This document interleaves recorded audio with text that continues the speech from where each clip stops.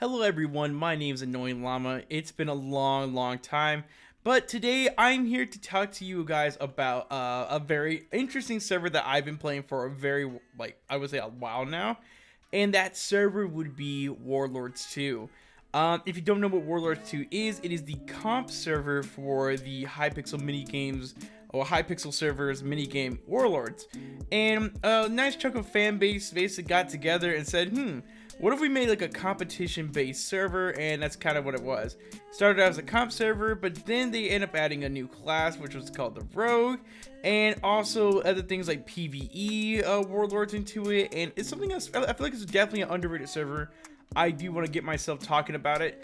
But today we're going to be starting the series off by talking about every single class, because a new one is actually coming out with this server, and I think it would be really fun to kind of really cover every class. And I don't really see a lot of guides out there, besides I do believe one made by Soupy a while back, but I feel like making a little updated guide because a lot has changed in this server. So today we're going to be covering the Rogue first. I feel like the Rogue is definitely, to kind of start off with the server's own unique class. I think we're going to be going over every class, which would be the Rogue, Shaman, Paladin, and Warrior, and Mage, and then kind of go into their specializations for each video and kind of going over its own little thing. So today's video, like I said, we're going to be starting off with the Rogue. Now, the Rogue is a very interesting class. It's a very interesting class.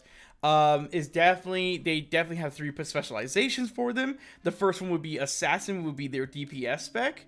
Vindicator will be their tank spec, and also Apothecary will be their healer spec. Now, every class in Warlords, if you guys don't know, has a tank healer and tank healing and DPS spec for them. But like I said, we're going to be covering all of them in a base level, and then we'll make a future video going into detail for every little spec and how I feel like you should play it, or at least what ideas you guys can come up with on certain builds you can go with this. So let's start off with the Rogue. We're going to start off with the Assassin. Now, the Assassin's a very interesting class already, just because it's the only class in the game that can go stealth. And it's a in PvP, I won't know how it is. I really don't have ran Rogue in PvP, but we're going to be talking about more of the PvE aspects of this. But we're going to start with some of the abilities that come with Rogue. But the description, let's start with the description actually. A damage-oriented rogue specialization that is a master of stealth, rapidly taking out any enemies who cross them, which is honestly probably one of the best descriptions to describe the rogue, especially the assassin aspect of it, because we're going to start our first ability with Judgment Strike. Strike the targeted enemies, dealing 391.2 through 529.2 damage. Every fourth attack is guaranteed critical strike. Critical strikes temporarily increase your movement speed by 25% for 2 seconds. And I'm telling you this, if you spec it to Judgment Strike, it is a very good ability. It's your basic, like you hit and then you use the right click and boom, you can use a really good Judgment Strike. But again, we'll get to the builds of future video. Next ability will be Incendiary Curse. Ignite the targeted area with a cross flame, dealing 408 through 552 damage. Enemies hit are blinded for 2 seconds. This is a great ability of escaping situations where you have to deal with golems, you have to deal with a lot of packs that kind of go on you. They're very much an escapish kind of class.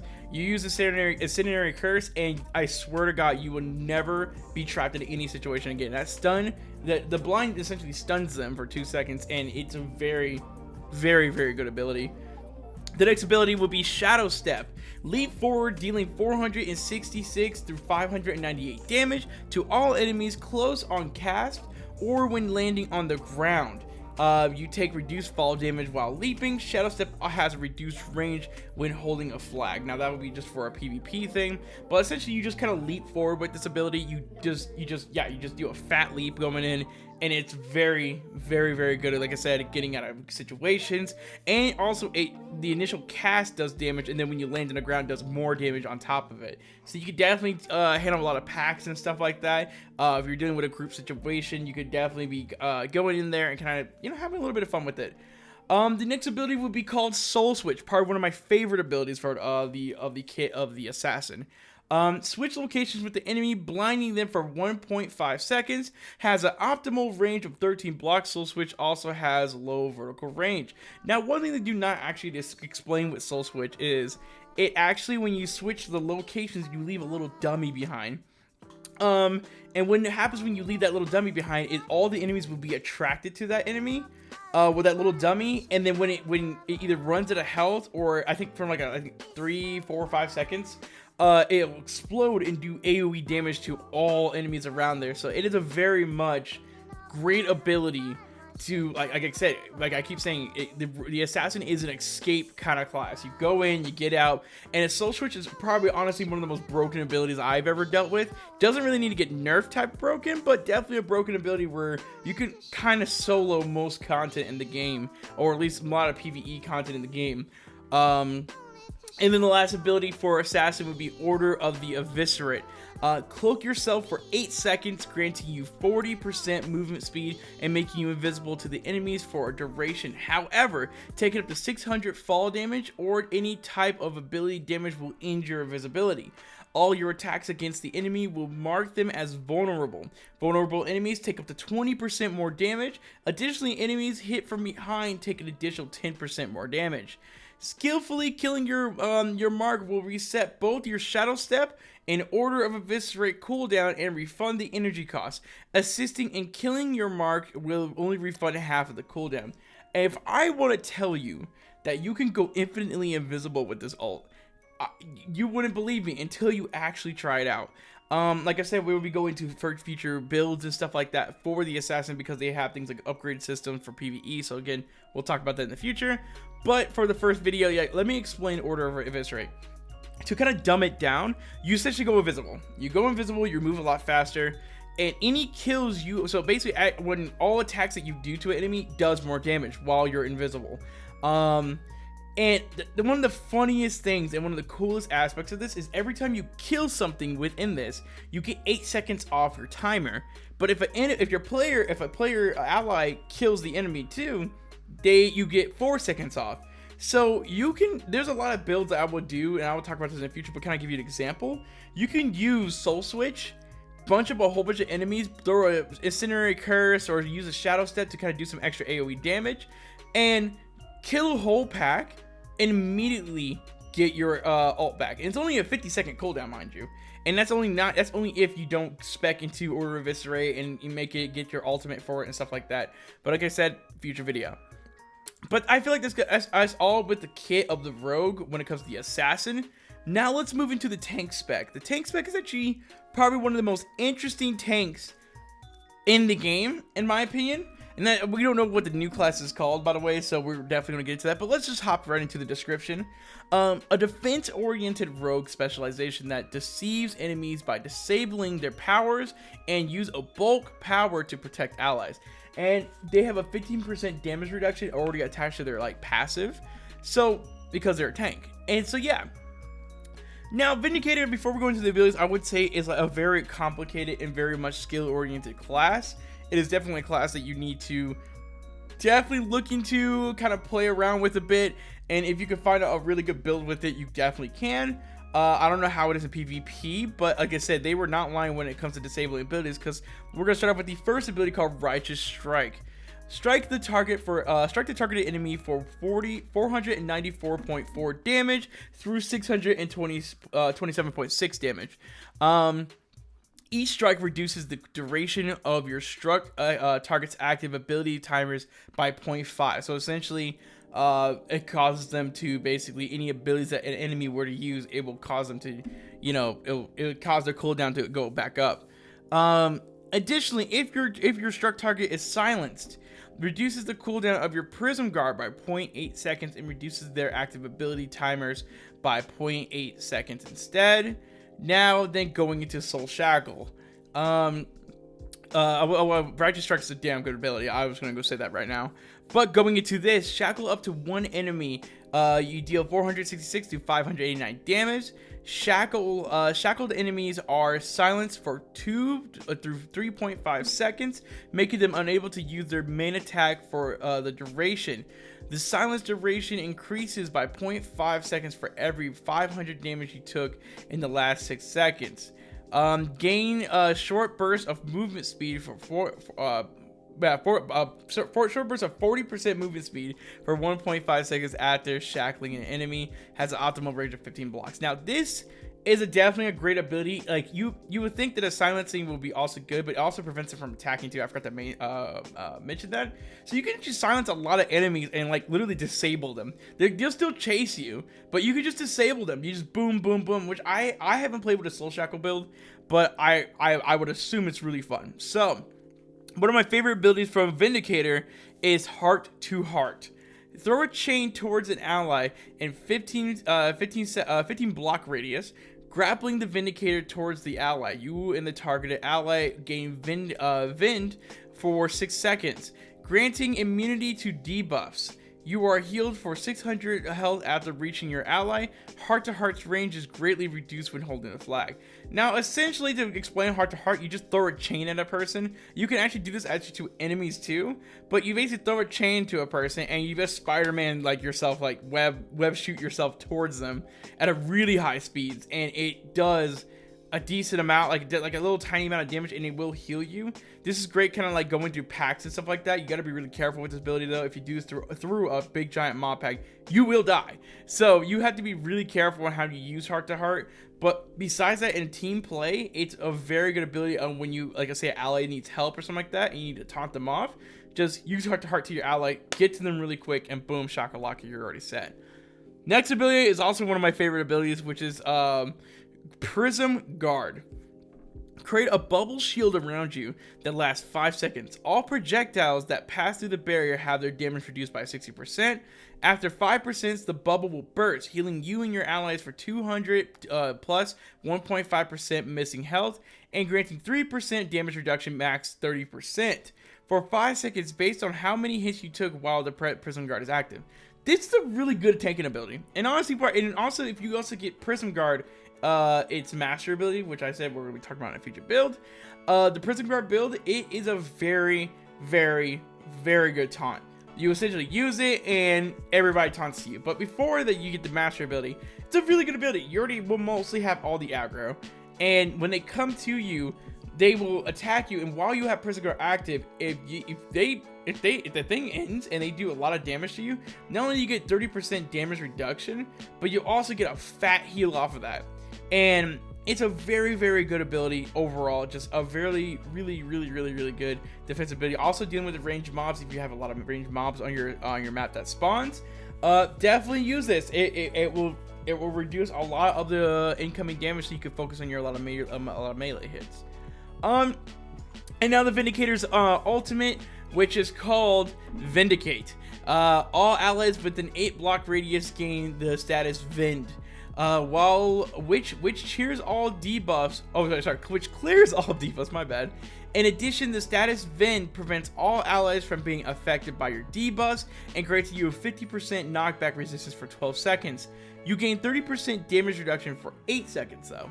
Now, how can I? Before they nerfed this, I will admit they did nerf this, but before you nerfed this, you literally were unstoppable. You could not die at all, and swear to God, it was the most broken ability. But it's a really good tank for you guys to play around with.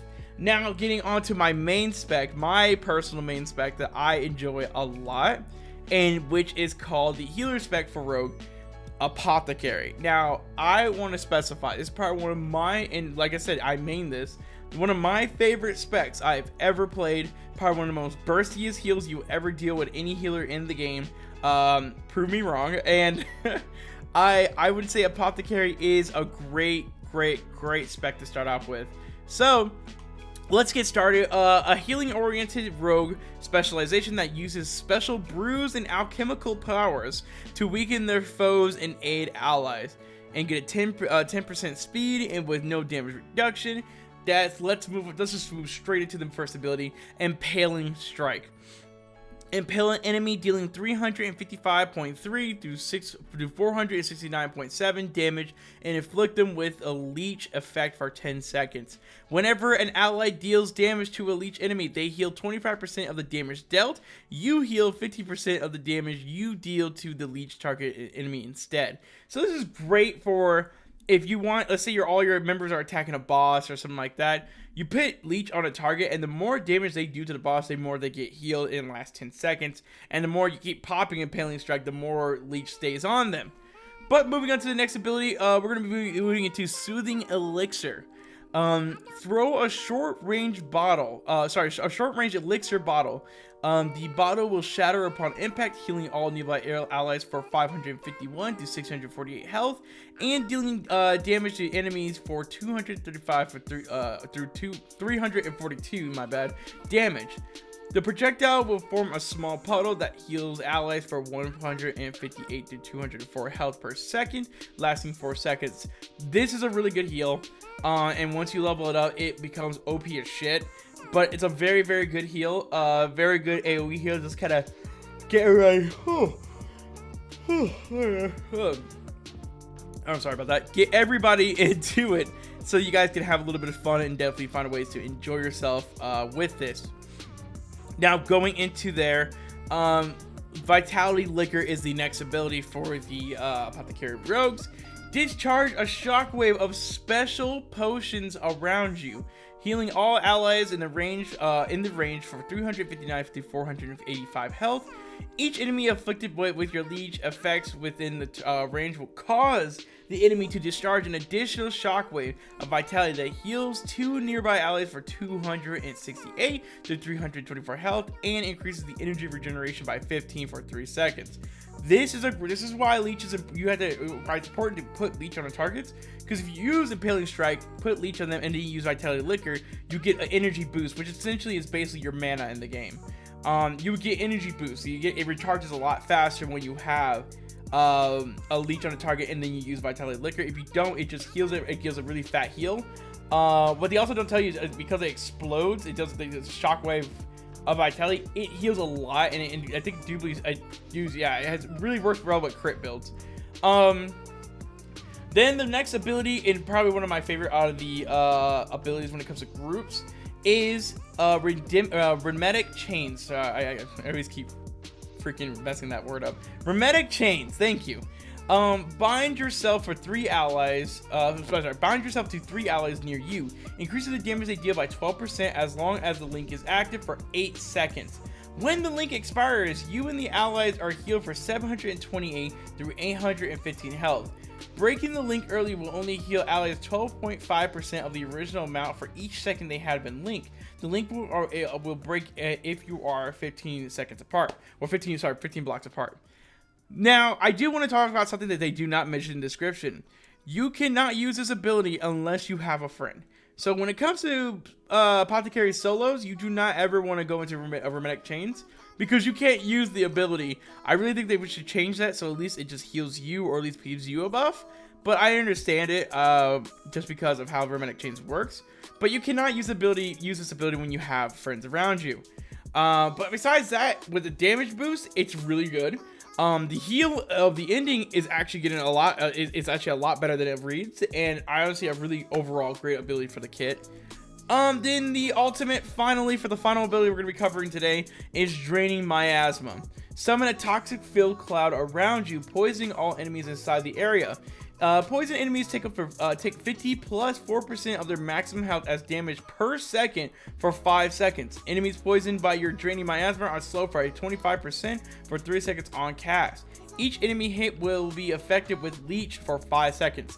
This is how you actually, this is a great combo to go into. You will use Draining Miasma, and then use Vitality Liquor, and then you will just heal everybody, because everything has Leech now. And then you use that, and for every person that has Leech, it does a massive explosion, which heals and gives everybody vitality. So it's a very, very, and I mean a very, very, very, very good ability to go with. So that will be the final thing we're going to be covering with the rogues today. In the future, we'll be going through every single spec and kind of like do like little shorts on like what is a really good to build and what's good spec for them.